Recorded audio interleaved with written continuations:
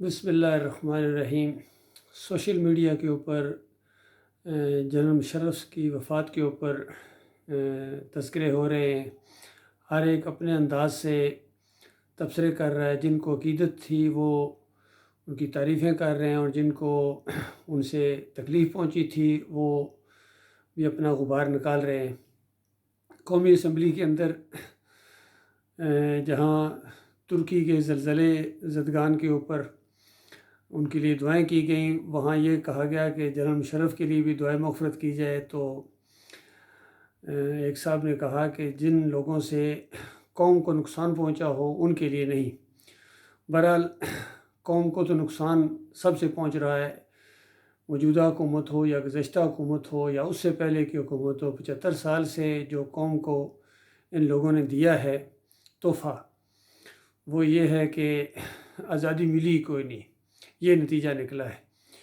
اور قرضوں کے اندر جکڑ دیے گئے ہیں، اور پوری دنیا میں ان کا کچکول گھوم رہا ہے، اور ذلت اور خواری ہے کہ ہٹنے کا نام نہیں لے رہی ہے، اور پوری طرح کنگال ہو گئے ہیں، اور یہ کہتے ہیں کہ بالکل ہم ڈیفالٹ کرنے والے ہیں۔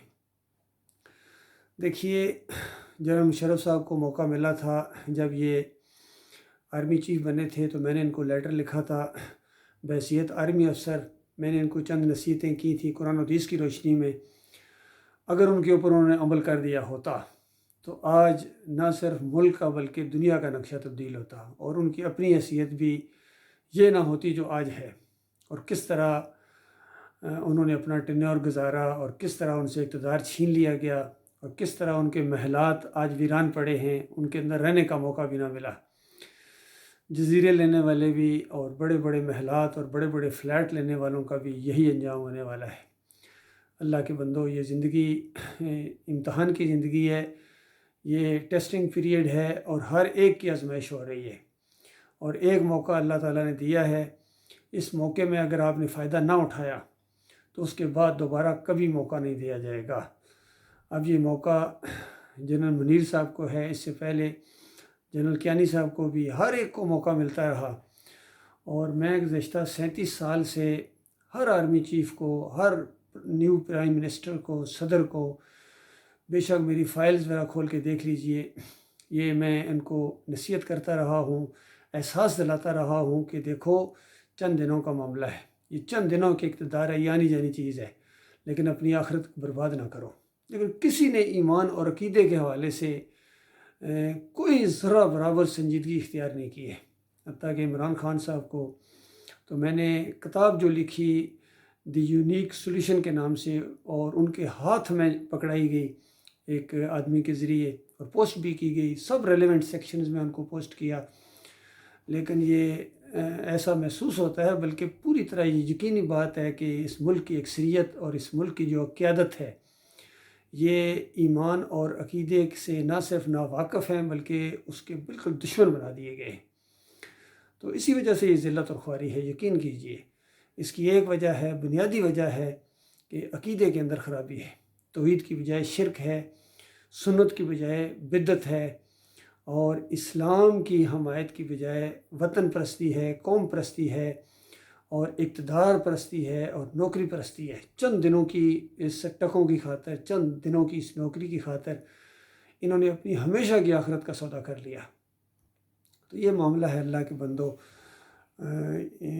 جنرل صاحب کو بہت بڑا موقع ملا تھا، فوج بھی ان کے ہاتھ میں تھی، سول قیادت بھی ان کے ہاتھ، جو سیولینز تھے وہ بھی ان سے محبت کرنا شروع ہو گئے تھے، اور اچھا خاصا ان کو فہم بھی تھا۔ اور میں سمجھتا ہوں امریکیوں کے ساتھ جو آنکھوں میں آنکھیں ڈال کر اگر کسی بندے نے بات کی ہے تو یا جنرل مشرف ہیں یا یہ کیا نام ہے عمران خان، اس کے علاوہ کسی میں جرت نہیں ہے۔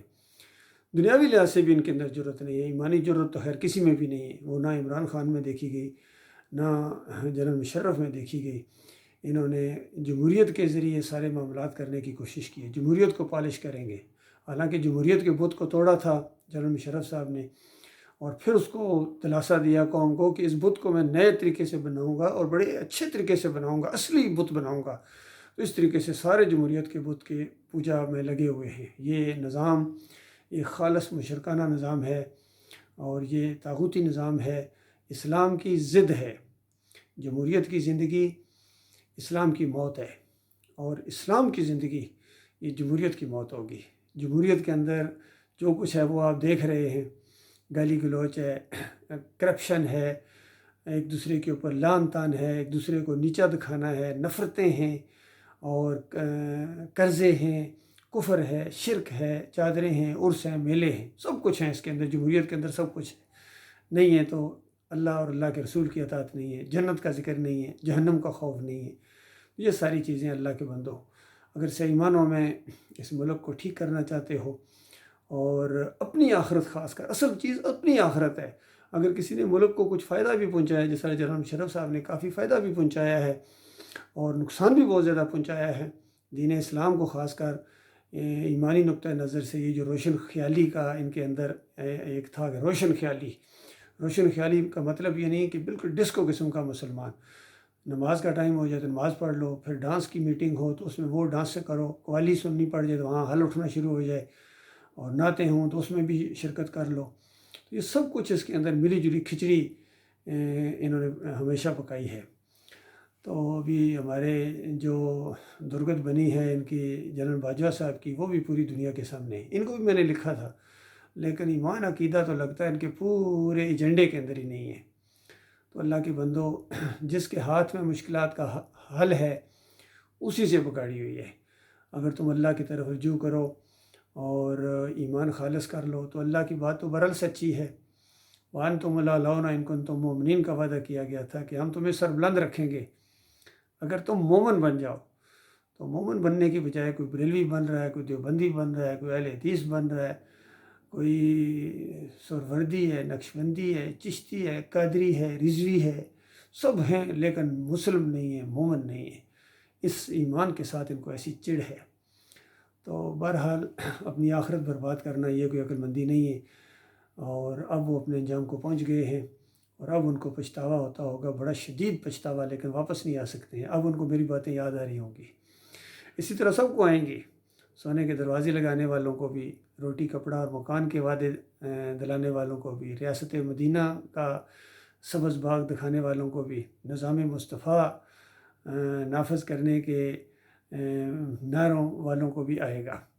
تو لہٰذا سوچو اللہ کے بندوں کہاں مار پڑی ہے، اور جس طرح کہا گیا ہے کہ قومی نقصان پہنچایا ہو، تو جس نے دینی نقصان پہنچایا، پوری تاریخ کو، پوری تاریخ اسلام کو، ایمان کو، عقیدے کو بہت بدنام کیا ان لوگوں نے، اسلام کو بہت بدنام کیا ان لوگوں نے۔ اسی وجہ سے ان کے اوپر دہشت گردی کا بھی لیبل ہے، اور جہاں جہاں یعنی یہ اسلام کے خلاف یہ کوئی خاکے بناتا ہے، کوئی قرآن کی توہین کرتا ہے، اسی وجہ سے کرتا ہے کہ ان کو معلوم ہے کہ یہ وہ والے نہیں ہیں، ان کے اندر وہ بدلہ لینے کی یا ان کے اندر کوئی بات بیان کرنے کی ان کے اندر ہمت ہے ہی نہیں ہے۔ بس تھوڑی دیر کے لیے، جس طرح وہ نہیں ہوتی فارمی مرغے، جب وہ کسی ایک کو پکڑتا ہے باقی سارے کڑاؤں کڑاؤں کڑاؤں تھوڑی دیر کے لیے کرتے ہیں، اس کے بعد پھر اپنی آنکھوں کے سامنے دیکھتے ہیں کہ اس کے ٹکڑے ٹکڑے وہ کرتا ہے، اور یہ سمجھتے ہیں میری باری کبھی نہیں آئے گی۔ اسی طرح ان کا حال ہے کہ کشمیر میں جو کچھ ہو رہا ہے، انڈیا میں جو کچھ ہو رہا ہے، بوسنیا میں اور برما میں جو کچھ ہوا ہے، اور فلسطین میں جو کچھ ہو رہا ہے، بس تھوڑا سا احتجاج کر لیتے ہیں، جلوس کو نکال دیں گے ہلکا سا، بس اس کے بعد سمجھ دیں کہ انہوں نے اپنا حق ادا کر دیا، جہاد کر دیا انہوں نے۔ لیکن اصل میں ایمان خالص نہیں ہے ان کے اندر، وہ ایمان کا جوش اور آخرت کی وہ جو تڑپ ہوتی ہے وہ فکر ہے ہی نہیں ہے۔ کسی بڑے لیول پر کبھی کوئی ریئیکشن نہیں دیکھا ہے اللہ کی نافرمانی کے اوپر، کسی کا خون کھولا ہو یا شرک اور کفر کے اوپر، حالانکہ شرک اللہ کو گالی ہے۔ اور پاکستان تو بنایا ہی اسی نعرے کے اوپر تھا کہ پاکستان کا مطلب کیا، لا الہ الا اللہ، کہ یہاں اللہ کے علاوہ کسی کی بندگی نہیں ہوگی، کسی کو پکارا نہیں جائے گا، کسی کی نظر و نیاز نہیں ہوگی، کسی کا واسطہ وسیلہ، کسی کے رکوع سجدے نہیں ہوں گے۔ یہ لا الہ الا اللہ کا مطلب ہے۔ کوئی پیری مرید نہیں ہوگی، تعویذ گنڈا نہیں ہوگا، جمہوریت نہیں ہوگی۔ یہ لا الہ الا اللہ کا مطلب ہے۔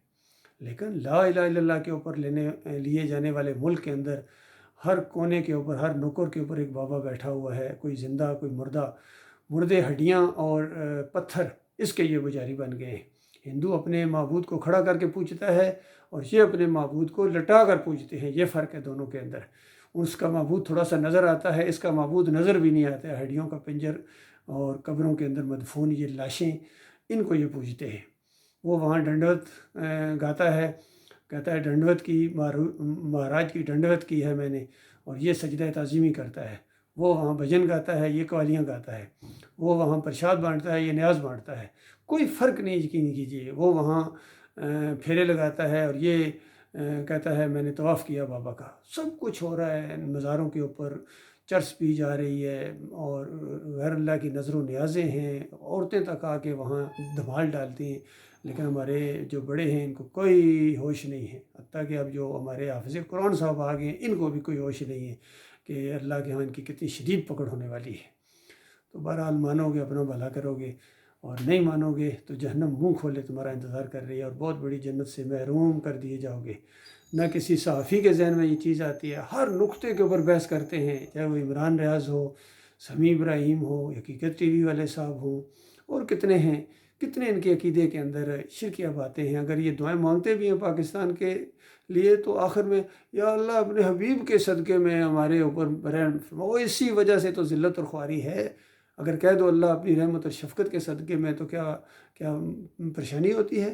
یہ قرآن کا طریقہ ہے۔ الحمدللہ سے لے کر والناس تک اللہ تعالیٰ نے قرآن کے اندر یہی دعائیں بتائی ہیں۔ سارے انبیاء اللہ کو پکارا کرتے تھے، براہ راست پکارتے تھے، کوئی واسطہ وسیلہ نہیں ہے۔ نبی علیہ السلام کی پوری زندگی اس کے اوپر گواہ ہے۔ ساری دعائیں براہ راست اللہ تعالیٰ سے ہیں۔ ساری صحابہ کو جو دعائیں سکھائی گئی ہیں وہ خالص اللہ سے، ربنا رب اللہم ربنا، اس انداز سے دعائیں ہیں، کوئی واسطہ وسیلہ نہیں ہے۔ اور کسی دوسرے کو پکارنا تو سوال ہی پیدا نہیں ہوتا ہے۔ آج تو یا علی مدد کے نعرے، یا رسول مدد کے نعرے، یا غوث مدد کے نعرے لگائے جا رہے ہیں، اور پھر یہ مدینہ ریاست بنا دیں گے، وہاں جا کے مزاروں کے سامنے جا کے سجدہ کرتے ہیں، اور کہتے ہیں کہ وہ والا سجدہ نہیں ہے۔ کون سا والا سجدہ ذرا بتائیے نا، کون سے والا سجدہ ہے یہ؟ اسی کو سجدہ کہتے ہیں۔ کہتے نہیں میں نے چوکھٹ کو بوسہ دیا تھا۔ وہ بوسہ دینے کے لیے سجدہ کرنا پڑتا ہے؟ کیا ابو بکر صدیق نے کسی چوکھٹ کو بوسہ دیا تھا؟ کیا عمر بن خطاب نے کسی چوکھٹ کو جا کے بوسہ دیا تھا؟ علی رضی اللہ تعالیٰ نے کسی چوکھٹ کو جا کے بوسہ دیا تھا؟ بلکہ علی رضی اللہ تعالیٰ نے اپنے دور کے اندر اپنے ایک شاگرد کو کہا کہ میں تمہیں اس منصب پر نہ بھیجوں، اس مہم پر جس پر مجھے رسول اللہ صلی اللہ علیہ وسلم نے بھیجا تھا۔ تو انہوں نے کہا بالکل بھیجیے۔ انہوں نے کہا جاؤ، کوئی قبر جس نے سر اٹھایا اس کے نیچے کرو، کوئی تصویر ہے اس کو پھاڑ دو، کوئی بت ہے اس کو توڑ دو۔ اسلامی مملکت کے اندر شرک جائز نہیں ہے۔ نہیں تو آج شرک کا گودام بنا دیا اپنے ملک کو اللہ کے بندوں۔